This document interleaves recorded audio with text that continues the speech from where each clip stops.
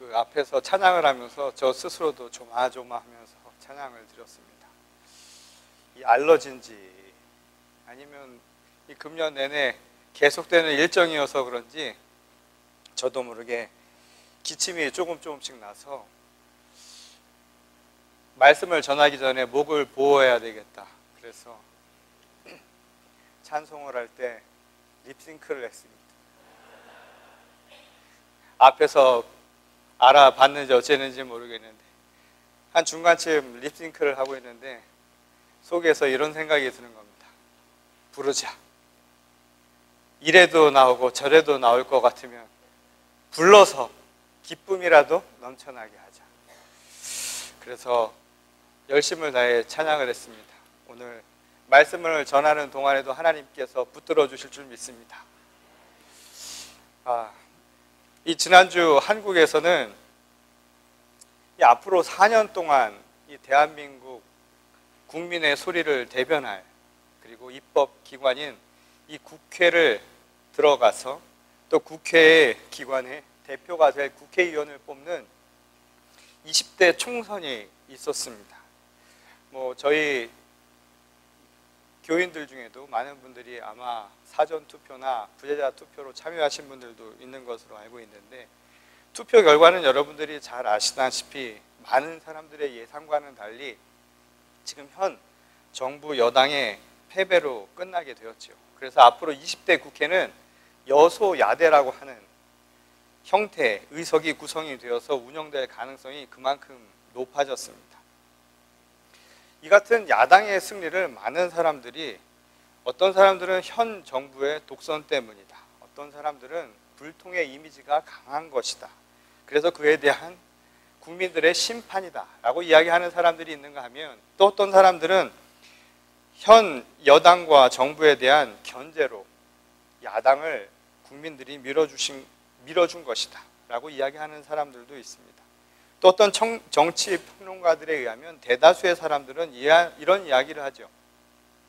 소모적이고 비합리적인 정쟁과 이념 논쟁에서 이제 벗어나서 정말 국민들이 필요로 한 민생 문제를 좀 해결하고 또 앞으로의 명확한 비전과 정책을 제시도 좀 해주고 또 보다 합리적인 국정 운영을 해주었으면 좋겠다라고 하는 시민들의 의견이 반영된 결과라고 하는 것이 아주 많은 사람들의 이야기 가운데 하나였습니다.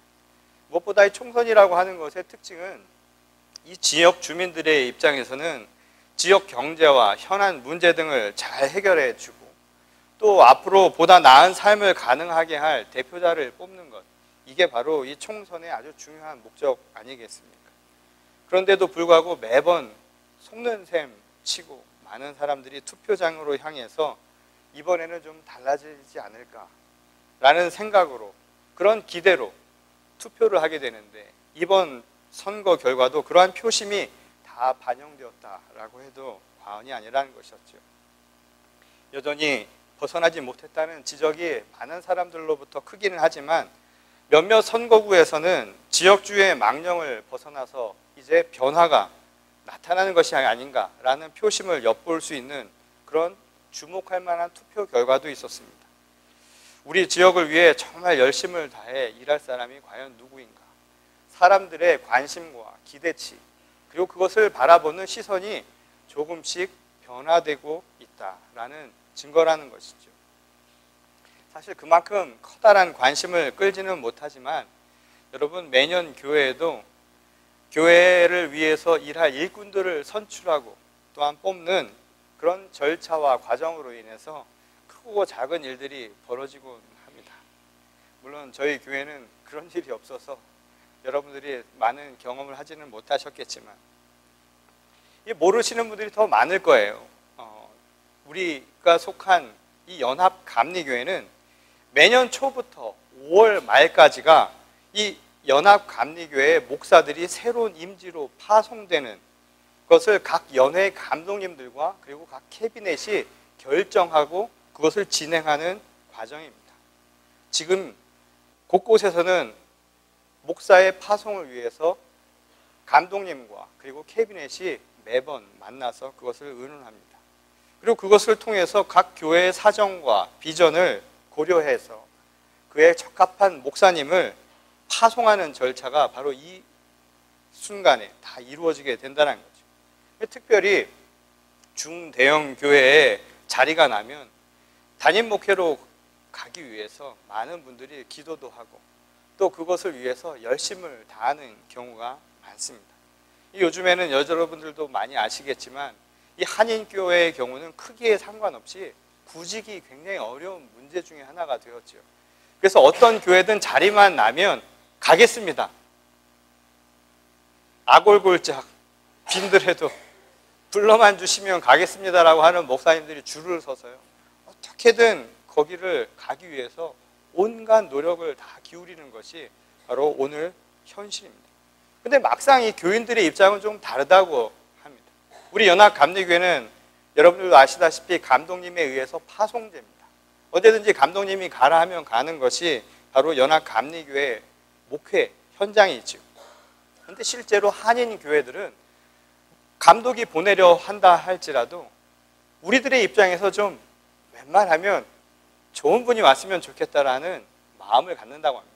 이 청빙 제도와 비슷한 생각들을 많이 하게 되는데 그래서 담임 목사의 기준을 나름대로 정해서 요구하는 경우가 많다는 것이죠. 근데 대개 그 기준이라고 하는 것이 외적인 경우가 많다라는 겁니다. 흔히 말해서 스펙이라고 하지요. 어느 학교 출신이고 또 그분이 박사 학위를 받았는가 안 받았는가 이게 굉장히 중요하다는 겁니다. 그 출신이 어디인가? 혹시 그분도 금수저를 물고 나온 것은 아닌가? 이것도 굉장히 중요하고 그리고 관계 그리고 배경이 어떠한가 또 연고 관계라고 하는 것을 일일이 따지려고 하는 것이 오늘날 교회에서도 현실이라는 겁니다. 심지어는 이 외모와 언변을 따지기도 한다는 것이죠. 그래서 이렇게 뭔가 신경을 써야 되고 말이죠. 저도 언젠가부터는 토요일 저녁이 되면 얼굴에 팩을 하고 잠이 듭니다. 팩을 하지 않고 교회에 올 때마다 젊은이들이 저에게 항상 묻곤 합니다. 어디 아프냐고요. 그래서 그 이후로는 안 하면 안 되겠다라는 생각이 들기도 하는데 이게 오늘날 많은 교회에서의 현실이기도 하다는 거죠. 근데 그 이유가 뭘까요? 그 이유는 목사들의 자질 문제도 있겠지만 그들을 바라보는 성도들에게도 똑같은 문제가 적용될 수 있다는 겁니다. 많은 이들이 와서 하나님의 메시지를 듣고 메시지를 선포하는 것이 아니라 오히려 많은 사람들이 귀에 익은 것, 듣고 싶은 것들 그리고 마음을 움직이는 그 무언가를 듣고 싶어 하는 것이 오늘날 교회의 현실이라는 것이죠. 제가 언젠가 어떤 저널에 이런 글을 쓴 일이 있습니다. 오늘날 설교자는 더 이상 프리처가 아닙니다. 하나님의 음성을 듣고 하나님의 말씀을 전하는 것이 아니라 언젠가부터 성도들의 마음을 움직이는 것, 성도들이 듣고 싶은 이야기를 해주는 것, 성도들을 울리고 웃기는 일에 더 익숙한 엔터테이너가 된 것이 아닌가 라는 이야기를 한 일이 있습니다. 오늘 그것을 행하는 사람이나 듣는 사람들이나 매 한 가지로 우리들의 문제가 아닌가 오늘 우리 스스로 되돌아봐야 할 부분이라는 것이죠. 그런 의미에서 모든 선거뿐만 아니라 이 교회 공천 과정도 마찬가지입니다. 이 파송 과정도 마찬가지고요. 우리가 잊지 말아야 할 것이 분명한 것 한 가지가 있다는 겁니다. 여러분 우리의 마음속에 기준이요. 그 진실함에 있어야 된다는 겁니다. 국민을 위해서 일하는 사람을 뽑을 때 있어서 기준은 다른 어떠한 것이 아니라 정말 국가를 위해서 그 지역 주민을 위해서 일할 진실한 사람인가를 봐야 한다는 것이죠. 교회도 마찬가지 아닙니까? 주님의 몸된 교회 아닙니까? 주님의 그 피값을 통해서 만들어진 교회 아닙니까? 이 십자가 위에 지어진 이 교회가 어떻게 움직여야 할까요? 이것을 움직이는 사람들은 어떤 사람이어야 할까요? 바로 예수 그리스도의 말씀에 진실한 사람이어야 한다는 것. 그리고 그것을 통해서 예수님의 십자가를 진실되게 지고 나가려고 하는 그 마음을 잇는 사람, 바로 그들을 구별할 수 있는 것이 바로 오늘 우리 모두가 가져야 할 기준이라고 얘기할 수 있다는 겁니다. 그런 의미에서 오늘 본문 말씀은 오늘 그 시대 당시 유대 사람들이 갖고 있었던 아주 중요한 질문 가운데 하나를 우리에게 가르쳐 줍니다. 나라를 잃고 하나님의 성전도 이방인들에 의해서 회파되고 훼손되고 어려운 상황 속에서 이제 변화를 갈망하는 이들에게 정말 우리를 구원하실 그리스도가 누구인가? 그분을 구별할 수 있는 진실된 눈은 무엇인가? 그리고 진정한 그리스도는 과연 어떤 분인가라고 하는 질문은 매우 중요한 부분이었다는 겁니다. 그리스도를 통해서요. 이 유대인들은 그들의 삶의 모든 문제가 다 해결될 것이다. 그렇게 믿고 있었기 때문이라는 거죠. 그래서 사람들의 눈에 두드러질 만큼 명망이 있는 사람이라든가 또는 인기가 있는 사람이라면 그들은 한결같이 질문했다는 겁니다. 정말 당신이 그리스도 아닐까요? 정말 혹시 하나님이 약속하신 그리스도 아닙니까? 라는 질문들을 늘 하고 다녔던 것이 당시 유대 사람들의 모습이었다는 겁니다. 실제로 우리가 너무나 잘 아는 세례 요한조차도 바로 그러한 질문들을 늘 받고 했다는 것 아닙니까? 그래서 그가 했던 말은 내 다음에 오실 분, 그분을 위해서 나는 준비된 자로 하나님이 보내신 자라는 이야기를 스스로 행한 바도 있습니다. 그런데도 불구하고요, 당시에 많은 사람들이 자신의 지위와 또한 자신의 능력을 빙자해서 많은 사람들을 현혹시키는 일들이 비일비재했다라는 것이 당시 상황이었다는 거예요.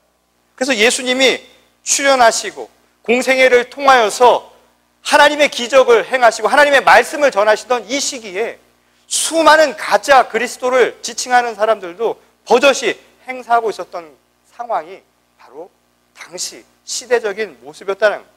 그런 의미에서 유대인들에게 과연 그리스도가 누구인가, 정말 우리가 맞이해야 할 그리스도의 진실한 모습은 무엇인가라는 이 질문은 매우 중요한 질문일 수밖에 없었다는 것이죠. 그런데 오늘 흥미로운 사실 한 가지는 이 이야기가 일어나고 있는 배경입니다. 오늘 본문 말씀을 보면 이러한 질문들, 예수님께 행했던 이 질문이 일어났던 바로 사건의 배경을 성전 봉헌절에 이루어졌다라고 오늘 본문 말씀은 우리에게 가르쳐주고 있습니다. 이 성전 봉헌절은 수전절이라고도 하죠. 하누카라고 이야기를 하는 날인데 이 날은 유대인들에게는 매우 중요한 절기 가운데 하나였습니다. 특별히 유월절과 불임절 그리고 오늘 이야기하는 수전절은 유대인들에게서는 자기 민족적 정체성, 무엇보다 자기 민족의 자긍심을 가져다주는 중요한 날로 기억되는 절기 가운데 하나였습니다. 그 이유는 무엇이었냐면 예수님이 이 땅에 오시기 한 150여 년 전에 이 당시 유대 사회, 이스라엘은 여전히 나라를 잃어버리고 이방인들에 의해서 점령을 당하고 있었던 상황이었습니다. 당시 헬락의 왕조가 이 식민지로 삼고서 성전은 물론이고 모든 유대인들의 삶을 유린하고 짓밟고 있는 상황이었습니다. 무엇보다 유대인들에게 참을 수 없었던 것은 하나님의 집이라고 하는 예루살렘 성전이 그들에 의해서 훼손되는 그 사실을 목도하면서 도저히 참을 수가 없었던 것이었죠. 그래서 마카비를 중심으로 하는 당시 유대의 많은 지도자들이 독립운동을 벌이게 됩니다. 그리고 그 독립운동의 결과 결국은 성전을 함락하고 성전을 탈환하는 역사적인 사건이 벌어지게 되죠. 그리고 그들이 그곳에서 했던 가장 첫 번째 일은 훼손되었던 성전을 깨끗이 정결하게 행하는 것이었습니다. 이것은 마치 예수님이 예루살렘 성전에 들어서서 제일 처음 행하셨던 것처럼 파손된 성전을 깨끗하게 하는 바로 성전을 정리했던 것을 상기시키는 내용이라고 할 수 있겠지요. 그리고 그들이 행했던 것은 어두운 바로 성전을 밝히는 것이었습니다. 그래서 불을 밝히기 위해서 8개의 촛대가 있는데 그 촛대에 불을 밝히려고 합니다. 근데 문제는 이 당시에 불을 밝힐 수 있는 정결한 기름이요, 하루치밖에 없었다는 겁니다. 그래서 이것을 준비하기 위해서는 8일이라는 시간이 필요한데 어쩔 수 없이 그 하루치의 기름으로 불을 붙이게 됩니다. 근데 놀랍게도 8일 동안 그 불이 꺼지지 않고 그 성전을 환히 비추었다라는 것이 바로 이 성전 봉헌절이 갖는 유래라는 것이었죠. 그리고 그것을 통해서 유대인들, 이스라엘 민족들은 분명하게 깨달은 것이 있었다는 겁니다. 그것은 무엇인가? 하나님의 집, 그곳은 깨끗한 곳입니다. 성령이 임하셔서 우리 안에 임하면 우리가 깨끗해지고 정결해집니다. 그리고 그것을 통해서 하나님의 역사가 이루어집니다. 그리고 하나님이 우리를 구원하실 것입니다. 이것이 바로 그들의 믿음 속에 있었다는 겁니다. 그리고 그것을 통해서 세상을 밝히 비추을 것입니다. 예수님이 이 땅 가운데 오셔서 우리에게 하신 말씀처럼 내가 빛이라고 하신 그 말씀대로 성전을 밝히는 그 일이 우리 가운데 이루어질 것이다 라고 하는 믿음이 이스라엘 민족들 그들 마음속에 깊이 새겨져 있었다는 것입니다. 그런 의미에서 성전 봉헌절은 그들의 마음속에서 분명하게 자리를 잡고 있었다는 겁니다. 하나님이 임하시면 우리를 구원하실 것이고 그 성전을 깨끗게 하심으로 우리의 마음을 정결케 하시고 우리를 죄에서 구원해 주실 것입니다. 그리고 그것은 빛처럼 우리의 모든 것을 밝혀주실 것입니다. 그래서 어둠은 물러갈 것이고 오늘 우리의 삶 가운데 진정한 진실이 드러나게 될 것입니다. 이것이 바로 그들이 믿었던 믿음의 모습이었다는 겁니다. 그런 의미에서 당시 유대인들은 이 성전 봉헌절에 예수님께 질문하고 싶었던 겁니다. 정말 당신이 그리스도가 맞습니까? 정말 당신이 그리스도여서 오늘 우리의 어둠 속에 있는 우리의 삶을 환히 비춰주실 분이 맞습니까? 죄악 가운데 빠져있는 우리들을 구원시키셔서 영원한 생명의 길로, 그래서 하나님의 언약이 성취되는 그날을 우리에게 주실 그분이 맞습니까? 라고 그들은 질문하고 있었다는 것이었습니다. 근데 실제로 당시 이 예수님을 둘러싸고 이런 질문들이 많았던 이유 가운데 하나를 오늘 본문 말씀 바로 앞절인 19절에는 이렇게 이야기를 합니다. 예수님을 둘러싸고 수많은 의견들이 분분해서요, 급기야는 편이 갈라져서 분열이 일어나지고 있었다 라고 기록하고 있습니다. 다시 말해서 네 편, 내 편으로 갈라진 겁니다. 예수가 그리스도가 맞다 아니다를 통해서 갈라지게 된 것이었고, 그것만이 아니라 수많은 파벌들이 생겨났다 이 말인 겁니다. 저 사람이 그리스도요, 세례 요한이 그리스도일 것이다, 또 저 사람이 그리스도일 것이다 라는 믿음 속에서 마치 오늘날 정치판처럼 여당 야당이 갈라지고 그 안에서 여러 계파가 갈라지듯이 수많은 분열들이 예수님이 살아계시던 그 시대에 이루어지고 있었다는 겁니다. 그러다 보니 사람들이요, 중요한 질문 가운데 하나가 뭐였냐면 나는 누구 파이냐라는 것이었습니다. 우리가 사도 바울의 이야기에서도 알 수 있는 것처럼 당시 초대 교회에 많은 사람들의 질문은 내가 누구의 사람이냐라는 것이었다는 겁니다. 심지어는 그리스도가 누구이냐라는 것, 그 질문 속에는 내가 누구 파라고 하는 것, 내 소속이 어디인가, 내가 누구의 사람인가 라고 하는 것을 중요시 여겼다는 것이죠. 마치 파벌을 나누듯이, 마치 계파를 나누어서 서로 간에 힘을 과시라도 하는 것처럼 당시 사람들의 마음은 거기서 벗어나지 못했다는 겁니다. 실제로 이러한 상황을 기록하고 있는 또 다른 본문 말씀을 보면 이에 대한 예수님의 분명한 말씀이 나옵니다. 이 마태복음 12장 30절을 보면 이러한 질문에 대해서 예수님께서 이렇게 이야기를 하시죠. 나와 함께하지 않는 사람은 나를 반대하는 사람이다 라고 이야기를 합니다. 이게 너무나 당연한 얘기 아닙니까? 나와 함께하지 않는 사람은 나를 반대하는 사람이다, 곧 내 편이 아니다 라고 이야기를 하신 겁니다. 근데 당시에 이 말씀을 하셨던 까닭은 무엇이었을까요? 많은 사람들은 내 소속이 어딘가, 내가 예수판이 아니냐라고 하는 소속감을 가지고 내가 그분의 사람인가 아닌가를 생각했다는 겁니다.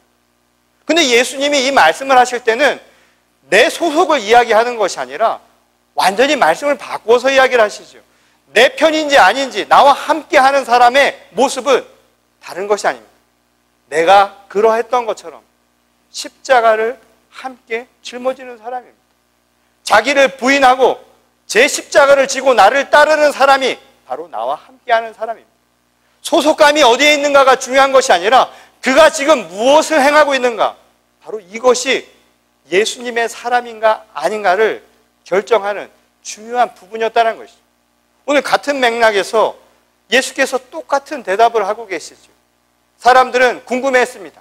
당신이 정말 사람들이 말하는 그리스도가 맞습니까? 오늘식으로 이야기하자면 OX, yes or no 라고 하는 것으로 사람들은 질문을 했던 것이었죠. 근데 오늘 본문 말씀을 보면 예수님의 대답은 무엇이었습니까? 아버지의 이름으로 내가 행하고 있다는 것, 그것이 바로 증거라고 이야기를 하고 있습니다. 누구인가를 이야기를 하는 것이 아니라 내가 지금 하고 있는 것, 그것이 바로 내가 누구인가를 설명해 주는 증거라고 이야기를 하고 있다는 거죠. 여러분, 이건 너무나 당연한 것 아닐까요? 도둑한테 가서요, 당신 도둑님이세요? 라고 물으시면 예스라고 대답할 분들이 얼마나 되시겠습니까? 정치인들도 청문회장에 들어서서 맞습니까? 아닙니까? 하면은 기독교인이 많아서 그런지 성경을 많이 읽어서 그런지 잘 모릅니다. 예스와 노라고 대답을 안 하고 엉뚱한 대답으로 비켜가는 경우가 많지요. 당시 시대적인 상황 속에서 많은 사람들이 그리스도라고 사람들을 현혹하는 시대에 예스와 노라고 하는 말씀이 과연 신빙성을 줄 수 있는 말씀이었을까요? 그리고 예수님이 말씀하신 게 내가 그리스도냐 아니냐를 밝히는 것이 과연 너희들에게 무슨 이득이 되고 그게 무슨 도움이 되느냐라고 우리들에게 사실은 반문하고 있었다는 겁니다. 요즘처럼 현대 시대는 이미지로 먹고 살아가는 시대라고 합니다. 이미지가 사람을 만드는 시대죠. 그래서 어떤 사람은 이미지가 모든 것을 삼켜버렸다라는 표현을 하기도 합니다. 그 이미지를 가지고 모든 사람들의 그 진실 여부도 우리도 모르는 새 가리는 그런 현대 사회를 우리가 살아가고 있다는 겁니다. 그러다 보니 우리들에게 정말 궁금증이 생겨나죠. 우리가 알고 있는 그 이미지처럼 진짜일까 아닐까? 그럼 그것을 가리기 위해서 가장 적합한 방법이 뭘까요? 가서 물어보는 걸까요? 당신이 정말 그런 사람이 맞습니까? 아닙니까? 오히려 우리가 그의 진실한 모습, 그의 이미지를 넘어서는 진정한 모습을 알 수 있는 방법은요, 그것을 직접 물어보기보다는 그가 살아온 삶의 모습을 보면 우리가 알 수 있을 겁니다. 어떤 사람인가? 어떻게 살아왔는가? 그것을 통해 분명하게 알 수 있다는 것이죠. 그럼에도 불구하고 많은 유대인들은 여전히 예수님이 누구인가 말이죠. 그분이 그리스도인가 아닌가, 진실한 분인가 아닌가를 그들은 깨닫지 못하고 있었다는 겁니다. 그 이유가 뭘까요? 도대체 왜 그들은 그것을 바라보지 못했을까요? 우리말에 그런 이야기가 있어요. 모 눈에는 모만 보인다고. 지금 진실한 사람을 구별하는 기준은요, 사실은 우리의 진실성에서 나타납니다. 우리 안이 타락했는데 깨끗한 게 보일까요? 우리가 진실한 것을 구별할 수 없는 그런 눈을 가졌는데 진실한 것이 드러날 수 있을까요? 오늘 예수님의 대답은 우리에게 오히려 되묻고 있죠. 너희가 내가 정말 진실한 그리스도인가 아닌가를 묻기 전에 너희의 눈이 정말 진실한가 아닌가를 먼저 물어보라고 우리에게 가르치고 있다는 겁니다. 그리고 이야기하시죠. 너희는 내 양이 아니라고요. 그 말이 무엇입니까? 예수님의 진실성을 분별하지 못하는 까닭은 바로 예수님의 진실함을 우리가 함께 나누지 못하고 있기 때문인 겁니다. 우리도 예수님의 편이 아니었다 이 말인 겁니다. 예수님의 길을 가는 사람이 아니었다라고요. 예수님의 진정한 가르침을 따르는 예수님의 양이 아니었다라는 겁니다. 이번 선거에서 정부 여당이 패배한 그 이유 가운데 하나를 많이는 정치학자들은 그놈의 진박 때문이라고 이야기를 합니다. 진박이 뭔지 아세요? 친박이 있고 비박이 있고 진박이 있다. 언젠가 대통령이 진실한 사람을 뽑아야 한다고 해서 나온 말인데, 진박은 그래서 진실한 박사람이죠. 박씨 사람. 다른 말로 하면 진짜 친박이라는 얘기입니다. 오늘 그 말을 바꿔서 얘기해 볼까요? 오늘 우리가 그리스도의 양인가 아닌가? 진양인가? 진짜 양인가 아닌가? 그래서 예수님의 진실함을 우리의 눈으로 볼 수 있는 눈을 가졌는가 아닌가? 오늘 우리는 예수님에게 묻지요. 유대인들처럼 정말 당신이 진실한 그리스도가 맞느냐고. 오늘 예수님의 대답입니다.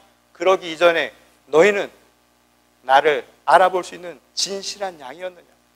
너희의 눈이 과연 진실함을 가지고 있는 신실한 주님의 자녀가 맞느냐고 오늘 우리들에게 되묻고 있습니다. 그리고 오늘 예수님의 말씀이시죠. 오늘 내 양이 되는, 진짜 양이 되는 그 진실의 기준이 어디 있는 줄 아십니까? 오늘 내 말을 듣고 따르는 자라고 이야기를 합니다. 오늘 우리말로 바꿔보면 순종 아닙니까? 순종하는 자야말로 진짜 양이라고 이야기를 합니다. 그리고 그러한 진짜 양이 되어서 주님과 함께 할 때 비로소 주님의 음성을 듣고 주님이 누구인가를 구별할 수 있는, 그리스도를 구별할 수 있는 눈을 갖는 주님의 진정한 종이 될 수 있다고 우리에게 말씀하고 계십니다. 오늘 이 시대에 진정한 우리 시대를 대변하는 진정한 국회의원을 뽑는 방법이 뭔지 아세요? 우리가 이 시대에 필요한 시선을 갖는 것뿐입니다. 우리가 변화되지 않으면 세상이 변화되지 않는 법입니다. 한두 사람으로 세상이 변화되지 않는다 이 말인 거죠. 오늘날 교회가 주님의 진정한 양이 누구인가 말이죠. 그리고 우리를 이끌 진정한 주님의 종이 누구인가를 물으십니까? 묻지 마십시오. 오늘 먼저 나를 돌아보시기 바랍니다. 내 안에 주님이 살아계시면 안 보이던 것도 보입니다. 오늘 주님의 영이 임하면, 하나님의 능력이 임하면 세상으로 행하지 못할 일도 행하는 것, 능치 못함이 없다라는 그 말씀대로 모든 것을 이루시는 하나님이 역사하실 줄 믿습니다. 오늘 우리들에게 주시는 말씀입니다. 그래서 그리스도에 순종하는 진짜 양이 되십시오. 들으십시오. 그런데 그냥 들립니까? 많은 사람들이 귀는 열어서 다 들으는 것 같지만 마음으로 따르지 않으면 아무 소용이 없습니다. 그런 의미에서 순종은 듣는 것으로 그치는 것이 아니라 듣는 대로 행하는 것이라고 오늘 우리에게 말씀하고 있습니다. 그래서 오늘 우리 교회에 우리 모든 성도님들이요, 듣는 대로 주님의 말씀을 행하시기 바랍니다. 그래서 우리 교회가 이 시대에 정말 그리스도가 어딨냐고 묻는 사람들에게 그리스도가 바로 이 교회를 통해서 역사하고 계시다는 것을 증거할 수 있는 주님의 귀한 교회와 성도가 될 수 있기를 소망합니다. 그리하여서 오늘 이 시대를 진정으로 밝히는 진양, 그래서 많은 사람들이 그리스도가 어디 계십니까? 그리스도의 진실성이 어디 있습니까? 라고 물을 때 우리 서로를 보면서 주님이 바로 우리와 함께 하십니다. 서로 회복하고 확인하는 저와 여러분 모두가 될 수 있기를 주님의 이름으로 간절히 축원합니다. 우리 다 같이 기도하시겠습니다. 사랑과 은혜가 충만하신 하나님, 감사를 드립니다. 우리 마음 가운데 찾아와 주셔서 우리의 마음을 움직여 주시고 우리의 생명의 주인이 되어 주셔서 우리를 옳은 길로 인도하여 주시니 감사를 드립니다. 행여 우리가 묻습니다. 주님 어디 계십니까? 주님 어디서 우리를 기다리고 계십니까?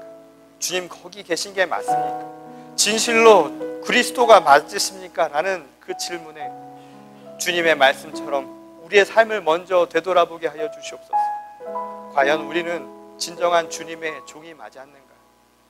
우리는 정말 주님이 계신 것을 믿고 있었는가? 우리는 정말 주님이 우리를 부르시는 그 소리에 응답하고 있었는가? 오늘 듣게 하시고 따르게 하여 주시옵소서. 순종이 우리에겐 힘입니다. 순종이 우리에게는 구원의 증표입니다. 오늘 믿음으로 고백하고 또한 이 시대를 살아갈 수 있도록 하나님 은혜 허락하여 주시옵소서. 오늘 이 자리에 함께 나온 주님의 거룩한 백성들 한 명 한 명 하나님의 영으로 채워주시기를 원합니다.